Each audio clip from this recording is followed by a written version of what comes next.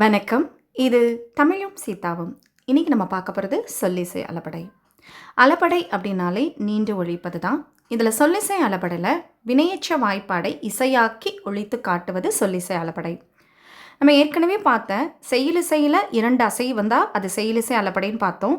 2க்கும் மேற்பட்டது வந்துச்சு அப்படின்னா அது சொல்லிசை அளபடைன்னு பார்த்தோம். சரிங்களா? இலக்கண குறிப்பில். இப்போ இந்த சொல்லிசை அளபடைக்கு ஒரே விஷயந்தான். எப்படி உயிரெழுத்துக்களின் நெட்டெழுத்துக்கு துணையான எழுத்துக்கள் குறில் எழுத்துக்கள் வருதோ, இப்போ தடா அப்படிங்கிறப்ப அந்த ஆக்கு இணையான குறில் எழுத்துக்கள் வந்தால் அதை நம்ம செய்யுளிசைன்னு சொல்கிறோமோ, அதே மாதிரி தான் இப்போ தழை ஈ அப்படின்னு வர்றப்ப இந்த தழை ஈ ஐக்கு இணையான எழுத்து என்னன்னு பார்த்தீங்கன்னா ஈ. சரிங்களா? ஸோ அந்த உயிரெழுத்துக்கள் துணையாக வருவது.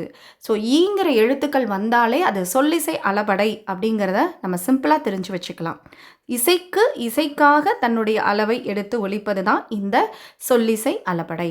ஸோ ஈங்கிற லெட்டரில் முடிஞ்சினாலே சொல்லிசை அளபடை நம்ம தெளிவாக சின்னதாக தெரிஞ்சு வச்சுக்க வேண்டியதான். நன்றி.